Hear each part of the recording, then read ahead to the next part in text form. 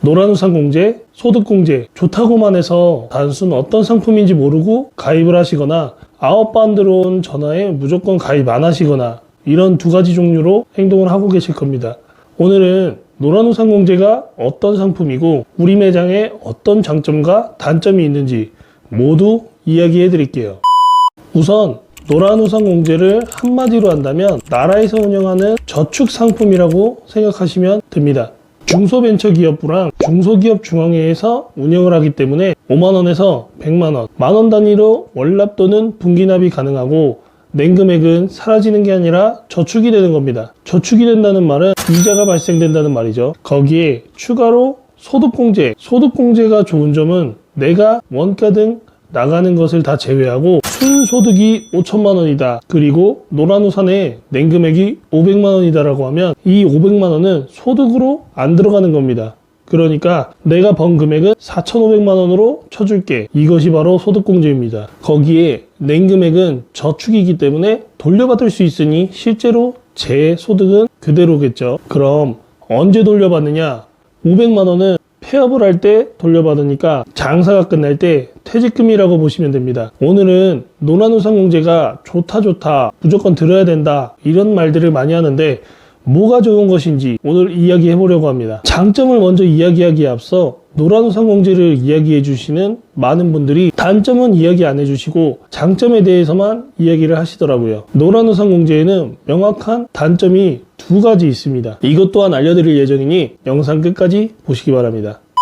노란우산 공제의 장점 첫 번째, 압류로부터 자유롭습니다. 장사나 사업, 프리랜서 등을 하다 보면 잘 안 풀려서 연체 등이나 여러 가지 이유로 압류를 당하는 경우가 가끔 있습니다. 이 압류가 진짜 골치 아픈 이유가 나의 명의로 되어 있는 모든 통장이랑 카드가 다 막히는 건데요. 노란우산 같은 경우는 그 압류로부터 자유롭습니다. 그리고 급한 상황을 이 두 번째로 해결해 볼 수도 있습니다. 노란우산 공제의 장점 두 번째, 공제계약 대출. 공제계약 대출이라는 게 노란우산 공제에서 계약자에 한해서는 상대적으로 대출이 어려운 소기업이나 소상공인분들을 위해 납부 금액에 대해서 대출을 해주는 상품이 있습니다. 질병이나 상해로 3일 이상이거나 재해 피해를 받으시는 분들은 이자가 0%고요. 앞서 이야기한 일반 대출은 1년 내, 그러니까 일시상환 조건으로 분기별 변동금리로 1년도 3천만원까지 여러 복지 시스템에 대한 혜택을 받을 수 있습니다.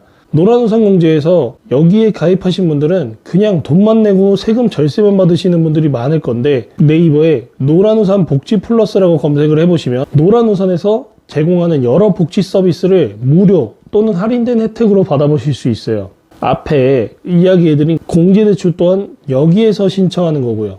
그 외에 역량실습이라든가 경영자문, 여행레저, 생활편의 등 다양한 복지 서비스가 있습니다. 그리고 노란우산 절세에서는 정말 세금 부분이 어려운 영역이에요. 어떻게 하면 쉽게 이야기해 드릴 수 있을까라는 고민을 정말 많이 했는데요.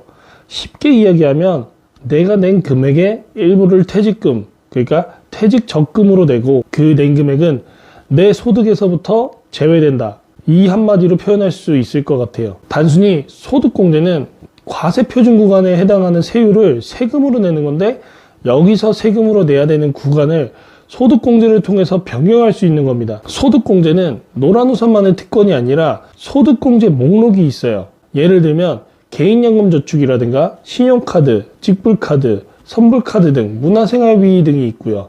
접대비 또한 여기에 포함되는 겁니다. 이 세금 부분에서는 소득공제랑 세액공제 이 두 가지가 있어요. 여기에서 사업자분들은 그러니까 초보 사장님 같은 경우는 이 두 가지의 차이점을 반드시 알고 계셔야 됩니다. 소득공제 같은 경우는 세금을 줄여주는 것이고요. 세액공제 같은 경우는 세금 자체를 깎아주는 거예요. 그러니까 우리 같은 사업자 같은 경우는 소득공제보단 반드시 세액공제가 훨씬 좋은 제도인 거죠. 하지만 여기에서 노란우산 공제 같은 경우는 세액공제가 아니라 소득공제입니다. 그러니까 세금 부분의 이야기를 하면 보통 대표님분들은 머리를 잡고 계신데 아무리 그래도 낼 금액을 줄이는 건데 기본 기둥은 잡고 계셔야 된다고 생각을 해서 세액공제랑 소득공제에 대해서 이야기를 해드렸습니다. 그러니까 노란우산 소득공제 같은 경우는 세율 재차입 구간을 조절할 수 있다는 장점이 있는 거예요. 세율 구간 같은 경우는 내가 소득에 대한 거를 조절을 할 수 있다. 그리고 노란우산 공제에 대한 단점. 일반 대출 진행 시 1개월 이내에 가입하면 안 됩니다. 대출을 신청한 1개월 이내 적금 또는 노란우산 가입은 절대 하면 안 돼요. 바로 불가 통보를 받거나 대출이 안 되실 겁니다. 돈이 급해서 대출을 신청한 건데 이런 상황이 오면 정말 난감해요. 노란우산 철회 같은 경우는 등기로 보내거나 본부로 가야 돼요. 여러분의 아까운 시간을 허비하는 일이 일어나지 않도록 조심하셔야 돼요. 그리고 노란우산 공제에 대한 단점.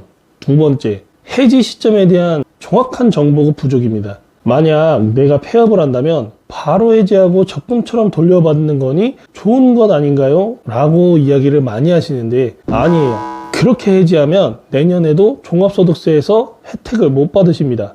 사업자의 경우 이번 연도에 폐업을 한다고 하면 그게 끝이 아니에요. 바로 내년에도 종합소득세까지 신고 납입을 해야 합니다. 내년에 납입해야 되는 세금을 끝내야 비로소 끝이에요. 노란우산 같은 경우는 가입을 하고 혜택을 마지막까지 받아야 진정한 혜택이겠죠. 내년 종소세, 그러니까 종합소득세 신고까지 가입을 유지하셔야 됩니다. 내년도 종합소득세 신고까지 가입을 유지해야 하는 이유는 저번 연도에 낸 금액의 세금 혜택을 받는 것이 노란우산 공제이기 때문에 이번 연도에 폐업을 했다고 이번 연도에 해지한다면 내년도 종소세에는 세금 혜택을 받지 못합니다. 이거는 아마 보통 세무사님들도 잘 알려주지 않으실 거예요. 폐업을 했더라도 내년도 종합소득세 신고까지는 노란우산을 유지해야 세금 혜택을 받는다. 기억하시기 바랍니다.